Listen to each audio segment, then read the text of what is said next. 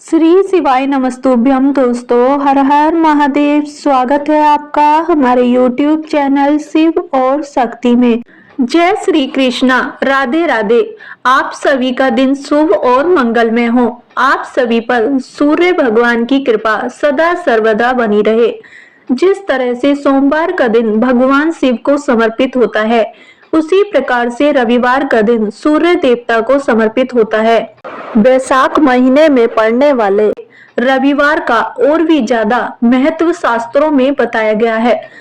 रविवार के दिन सूर्य देव की पूजा करने से और सूर्य देवता को अर्घ देने से जीवन के सभी दुख दूर हो जाते हैं, शारीरिक और मानसिक कष्ट दूर होते हैं और सभी प्रकार के सुखों की प्राप्ति होती है। आज के दिन सूर्य देवता की पूजा करके सभी भक्त जनों को व्रत कथा अवश्य ही पढ़नी या सुननी चाहिए। तो आज की इस वीडियो में आप सुनेंगे रविवार व्रत कथा। पौराणिक व्रत कथा के अनुसार प्राचीन काल में किसी नगर में एक बुढ़िया रहती थी। वह प्रत्येक रविवार को सुबह उठकर स्नान आदि से निवृत्त होकर अपने आंगन को गोबर से लीपकर स्वच्छ रखती थी। फिर सूर्य देव की पूजा करके भोजन तैयार कर भगवान को भोग लगाकर ही स्वयं भोजन किया करती थी। भगवान सूर्य देव की कृपा से उसे किसी भी प्रकार का कोई कष्ट या कोई चिंता नहीं थी। धीरे धीरे उसका घर धन धान्य से भर रहा था।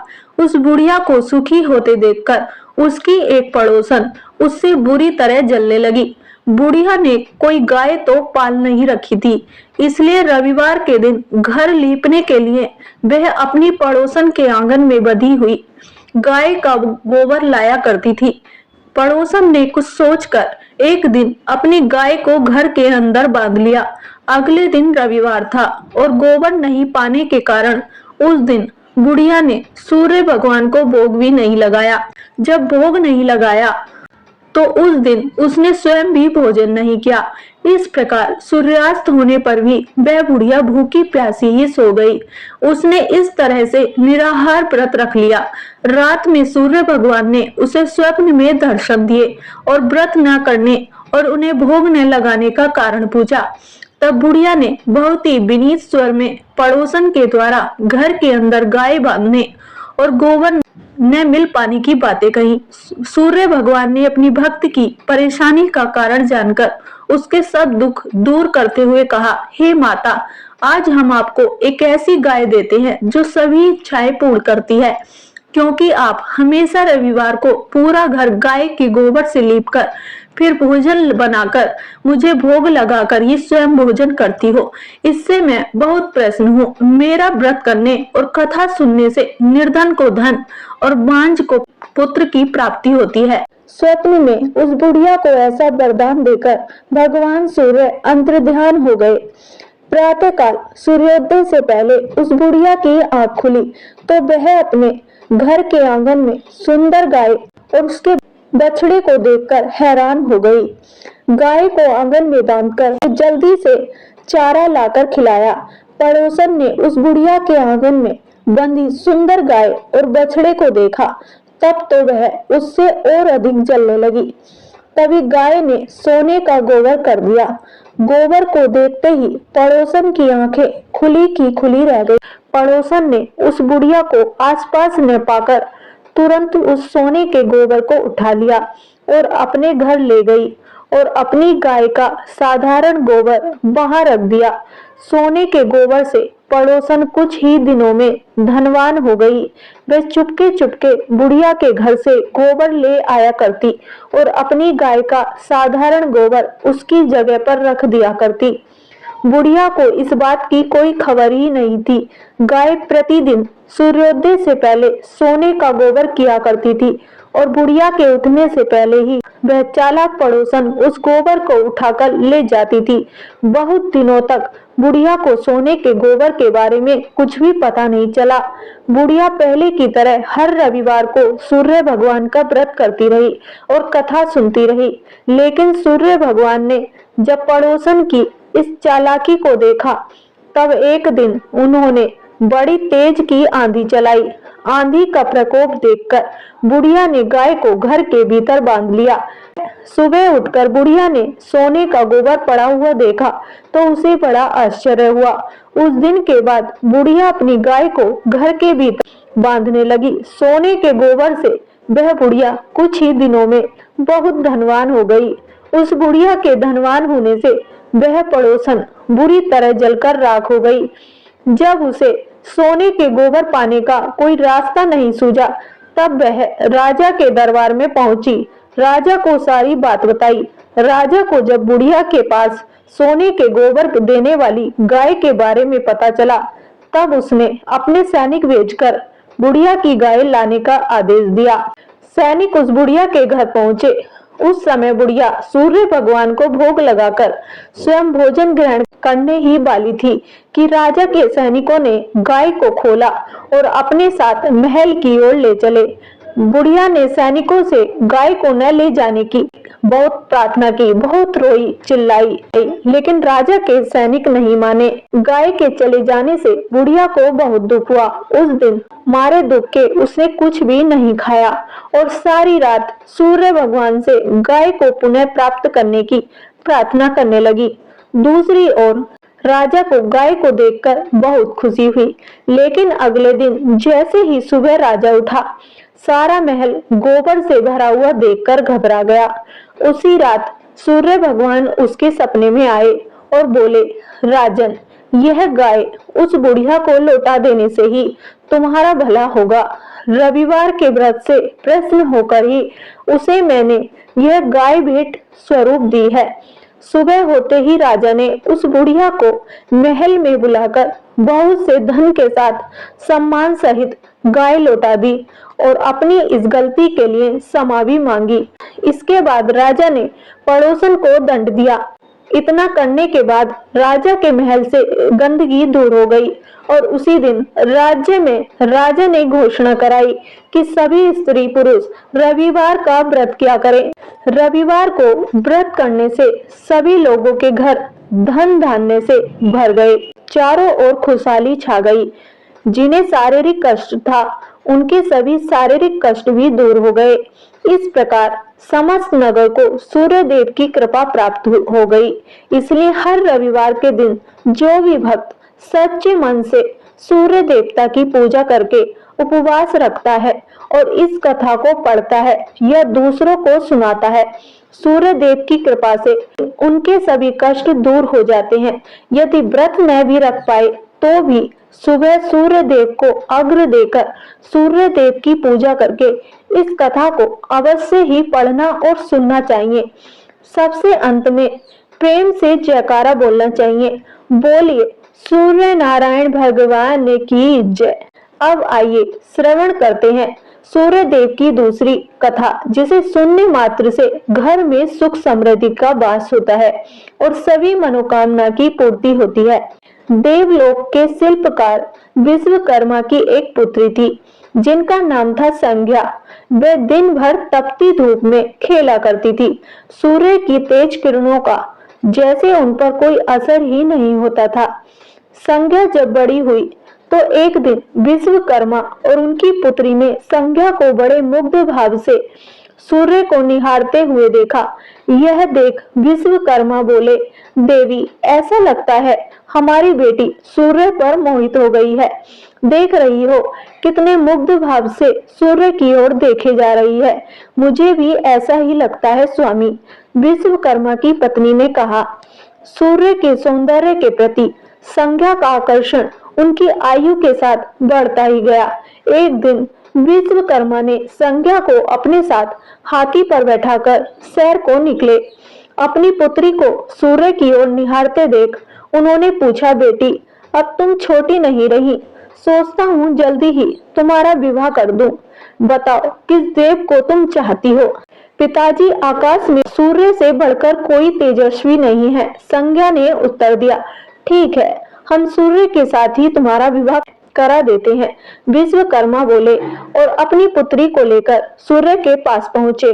उन्होंने अपनी पुत्री की इच्छा सूर्य देव को बताई तो उन्होंने उनका प्रस्ताव से हर्ष स्वीकार कर लिया और बोले, आपकी पुत्री मेरे साथ विवाह करना चाहती है, यह मेरे लिए सौभाग्य की बात है।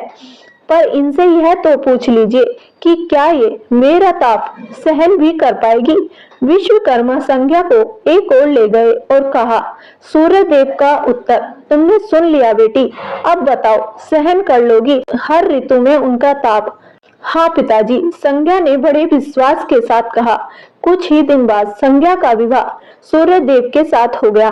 संज्ञा सूर्यदेव के साथ उनके लोक चली गई। पति के साथ संज्ञा के दिन सुखपूर्वक बीतने लगे। फिर उनके यहाँ एक पुत्र पैदा हुआ जिसका नाम रखा गया मनु। अनेक ऋषि मुनि बालक को आशीर्वाद देने आए। यह बालक ज्ञानियों में भी ज्ञानी होगा।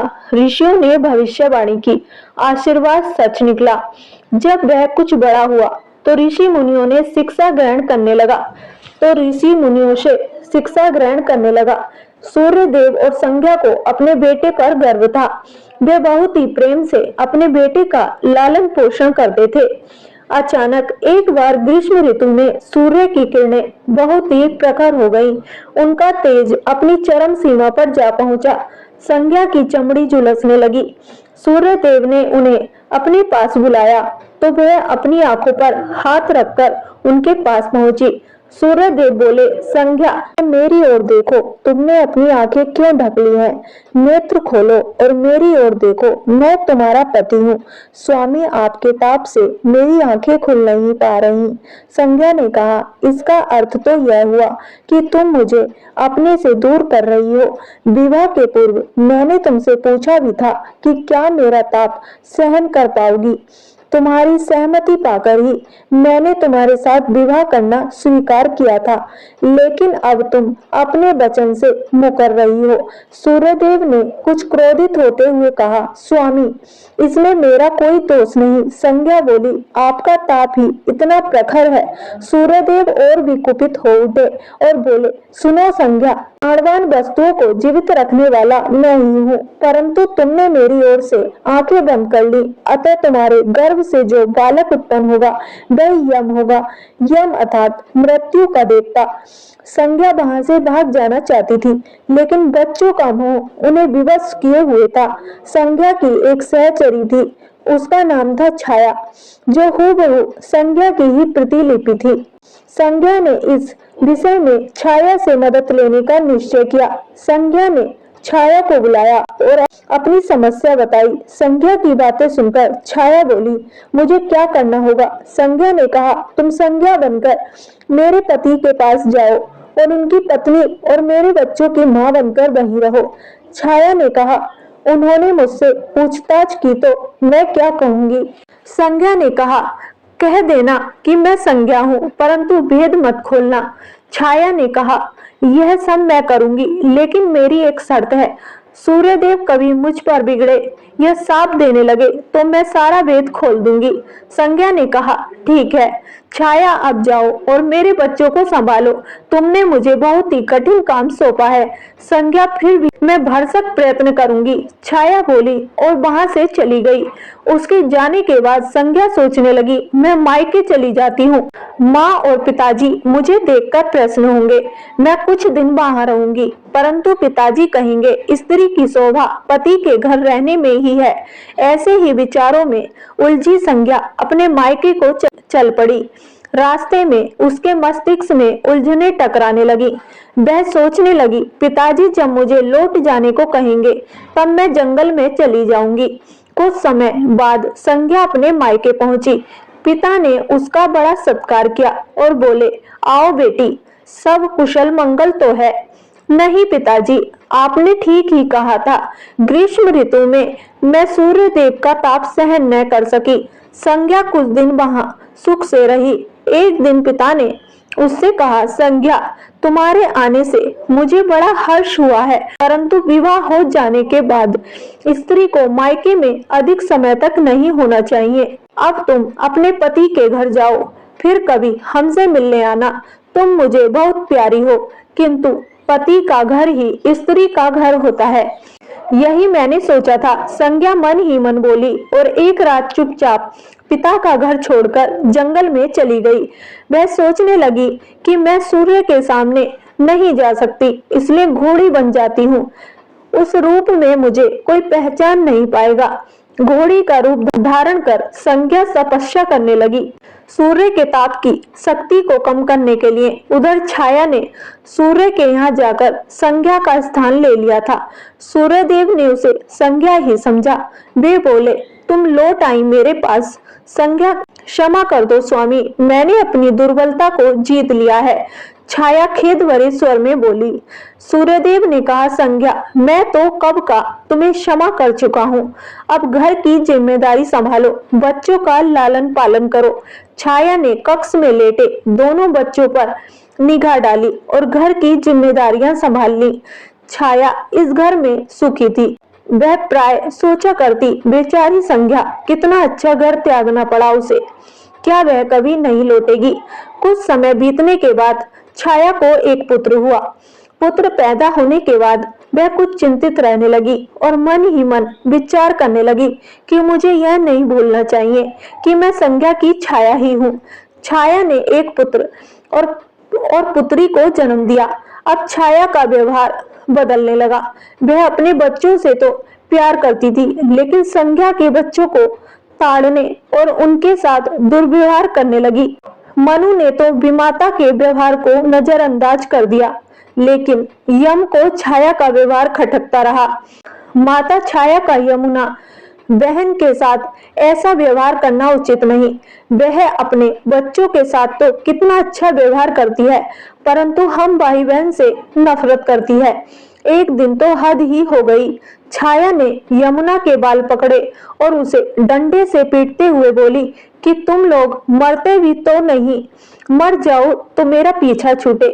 जब छाया देर तक यमुना को पीटती रही तो यम से रहा नहीं गया। उसने जाकर छाया का हाथ पकड़ लिया और गुस्से से बोला, बस माता, अब तुमने यमुना पर हाथ उठाया तो मुझसे बुरा कोई नहीं होगा। अच्छा, तेरी यह हिम्मत, मुझे धमकी देता है? ठहर, आज मैं तेरे पिता से इसकी शिकायत करूंगी। छाया क्रोध से सिहर उठी। छाया ने तो इस डर से सूर्यदेव से शिकायत नहीं की कि कहीं उसका भेद उजागर न हो जाए, लेकिन यम और यमुना ने तंग आकर अपने पिता से उसकी शिकायत अवश्य कर दी। पिताजी, यह स्त्री हमारी मां नहीं है। यम ने कहा, हाँ पिताजी, पुत्र माता से विमुख हो सकती है, परंतु माता की ममता कभी कम नहीं होती। यमुना भी बोल उठी, मैं देख लूंगा, तुम दोनों जाओ, डरो नहीं, सब ठीक हो जाएगा। ऐसा कहकर सूर्यदेव ने बच्चों को धैर्य बंधाया, लेकिन बच्चों के जाते ही वे सोच में पड़ गए। बच्चे ठीक कहते हैं, यह अवश्य कोई मायाविनी है। सूर्यदेव गुस्से में भरकर छाया के पास पहुंचे और उसके केस पकड़कर झकझोरते हुए बोले, सच बताओ तुम कौन हो, अन्यथा मैं तुम्हें कठोर दंड दूंगा। ठहरिए स्वामी, वह से कांपती छाया बोली, मैं संज्ञा की छाया हूँ। वह आपकी देखभाल का भार किसी को सौंपे बिना नहीं जाना चाहती थी, इसलिए उसने मुझे आपके पास भेज दिया। वह कहाँ गई है? सूर्यदेव ने पूछा। छाया ने कहा, अपने पिता के यहाँ। सूर्यदेव सीधे विश्वकर्मा के पास पहुंचे और उनसे पूछा, संज्ञा कहाँ है? वह तुम्हारे तेज से बचने के लिए यहाँ आई थी। विश्वकर्मा ने बताया, अब वह कहाँ है?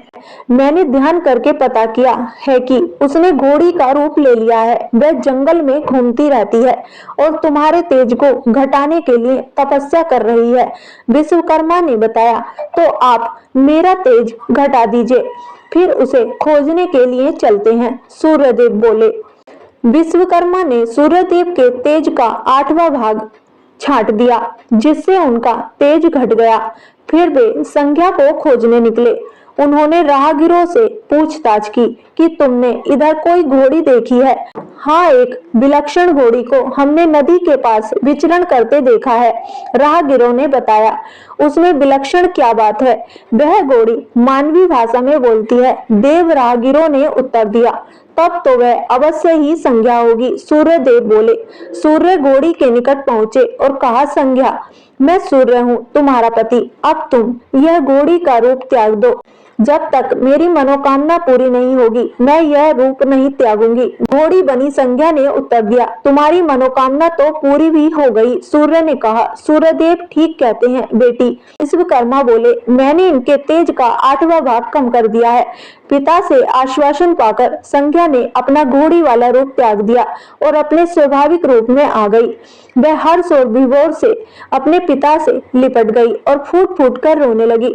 फिर संज्ञा ने झुककर सूर्यदेव के पांव छुए और पूछा, स्वामी, हमारे बच्चे तो सकुशल है ना? हाँ, दोनों बच्चे ठीक हैं।